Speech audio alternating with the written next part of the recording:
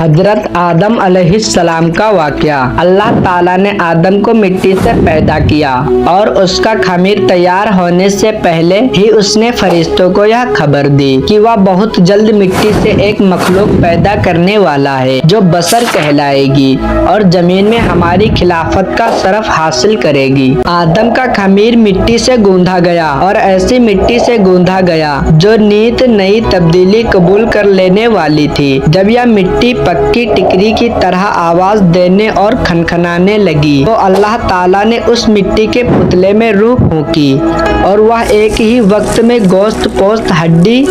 کا زندہ انسان بن گیا اور ارشاد شعور حصے عقل جذبات اور کیفیت کا حامل نظر آنے لگا۔ تب فرشتوں کو حکم ہوا کہ تم اس کے سامنے سجدے میں گر جاؤ۔ فوراً تمام فرشتوں نے ارشاد کی تعمیل کی مگر ابلیس شیطان نے گھمنڈ اور سرکشی کے ساتھ صاف انکار کر دیا۔ اللہ تعالیٰ اگرچہ غیب کا علم رکھنے والا اور دلوں کے بھیدوں تک کو جاننے والا ہے مگر اس نے امتحان و آزمائش کے لیے ابلیس شیطان سے سوال کیا، کس بات نے جھکنے سے روکا جبکہ میں نے حکم دیا تھا؟ ابلیس نے جواب دیا، اس بات نے کہ میں آدم سے بہتر ہوں، تو نے مجھے آگ سے پیدا کیا ہے، اسے مٹی سے۔ شیطان کا مقصد یہ تھا کہ میں آدم سے افضل ہوں، اسی لیے کہ اللہ نے مجھ کو آگ سے بنایا ہے اور آگ بلندی اور برتری چاہتی ہے اور آدم خاکی مخلوق بھلا خاک کو آگ سے کیا نسبت میں تمام حالاتوں میں آدم سے بہتر ہوں، اسی لیے وہ مجھے سجدہ کرے نہ کہ میں اس کے سامنے سجدہ کروں۔ مگر بدبخت شیطان اپنے گھمنڈ میں چور ہونے کی وجہ سے بھول گیا کہ جب تم اور آدم دونوں اللہ کی مخلوق ہو تو مخلوق کی حقیقت خالق سے بہتر خود و مخلوق بھی نہیں جان سکتی۔ وہ اپنے گھمنڈ اور غرور میں یہ نہ سمجھ سکا کہ مرتبہ کی بلندی اور پستی اس ماتھے کی بنیاد پر نہیں ہے جس سے کسی مخلوق کا خمیر تیار کیا گیا ہے بلکہ اس کی اس صفاتوں پر ہے جو کائنات کے پیدا کرنے والے نے اس کے اندر رکھ دی ہے۔ بہرحال شیطان کا جواب چونکہ گھمنڈ اور غرور کی جہالت پر قائم تھا اسی لیے اللہ تعالیٰ نے اس پر واضح کر دیا کہ جہالت سے پیدا ہونے والے گھمنڈ اور غرور نے تجھ کو اتنا اندھا کر دیا ہے کہ تو اپنے پیدا کرنے والے کے حق کے احترام سے بھی منکر ہو گیا، اسی لیے مجھ کو ظالم قرار دیا۔ پس تو اب اس سرکشی کی وجہ سے آبادی ہلاکت کا حقدار ہے اور یہی تیرے عمل کا قدرتی بدلہ ہے۔ ابلیس نے جب دیکھا کہ کائنات کے پیدا کرنے والے کے حکم کے خلاف کرنے تکبر اور اللہ پر ظلم کے الزام نے ہمیشہ کے لیے مجھ کو اللہ رب العالمین کی آگوشت رحمت سے مردود اور جنت سے محروم کر دیا تو توبہ اور ندامت کی جگہ اللہ سے یہ درخواست کی کہ قیامت آنے تک مجھ کو مہلت دے اور اس لمبی مدت کے لیے زندگی کی رسی لمبی کر دے۔ اللہ کی حکمت کا تقاضا بھی یہی تھا، اس لیے اس کی درخواست منظور کر لی گئی۔ یہ سن کر اب اس نے پھر ایک بار اپنی شیطانی کا مظاہرہ کیا، کہنے لگا جب تو نے مجھ کو مردود قرار ہی دیا تو جس آدم کی بدولت مجھے یہ رسوائی نصیب ہوئی میں بھی آدم کی اولاد کی راہ ماروں گا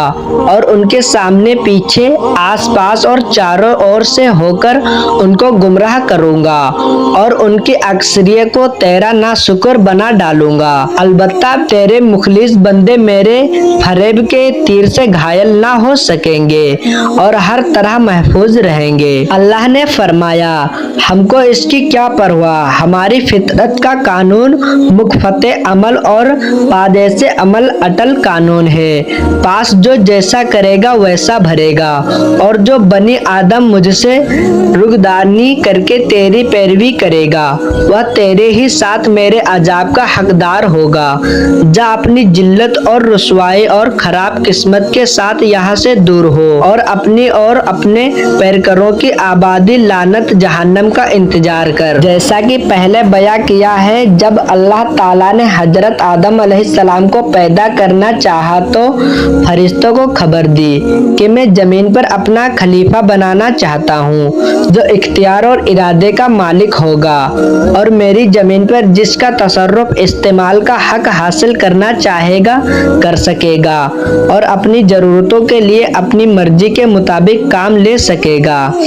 گویا وہ میری قدرت اور میرے تصرف استعمال و اختیار کا منظر ہوگا۔ فرشتوں نے یہ سنا تو حیرت میں رہ گئے اور اللہ کے دربار میں عرض کیا کہ اگر اس ہستی کی پیدائش کی حکمت یہ ہے کہ وہ دن رات تیری تسبیح و تہلیل میں لگا رہے اور تیری تقدیس اور بزرگی کے گن گائے تو اس کے لیے ہم حاضر ہیں، جو ہر حال ہم تیرے حمد و ثنا کرتے اور بے چن و چار تیرا حکم بجا لاتے ہیں۔ ہم کو تو اس خاکی سے فتنہ و فساد کی بو آتی ہے،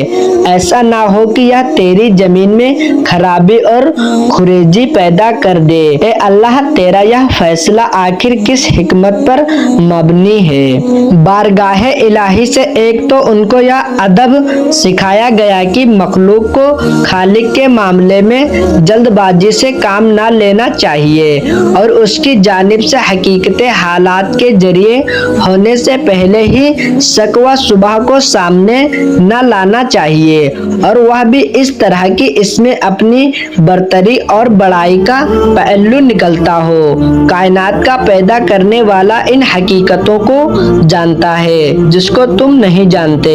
اور اس کے علم میں برآں سب کچھ ہے جو تم نہیں جانتے۔ اس جگہ فرشتوں کا سوال اسی لیے نہ تھا کہ وہ اللہ تعالیٰ سے مناظرہ یا اس کے فیصلے کے متعلق مصغافی کریں، بلکہ وہ آدم کی پیدائش کا سبب معلوم کرنا چاہتے تھے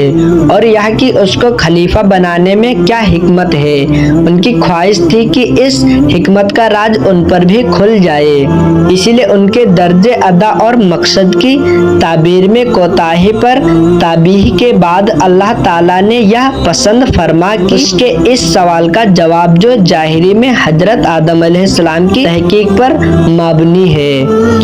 عمل و فعل کے ذریعے اس طرح دیا جائے کہ ان کو اپنے آپ آدمی کی برتری اور اللہ کی حکمت کی بلندی اور اونچائی کو نہ صرف ماننا پڑے بلکہ اپنی درآمدگی اور عزت کا بھی بعیدی طور پر مشاہدہ ہو جائے۔ اسی لیے حضرت آدم کو اپنی سب سے بڑی مرتبے والی صفات علم سے نوازا اور ان کو چیزوں کا علم عطا فرمایا، اور پھر فرشتوں کے سامنے پیش کر کے ارشاد فرمایا کہ تم ان چیزوں کے بارے میں کیا علم رکھتے ہو؟ اس کے پاس علم نہ تھا،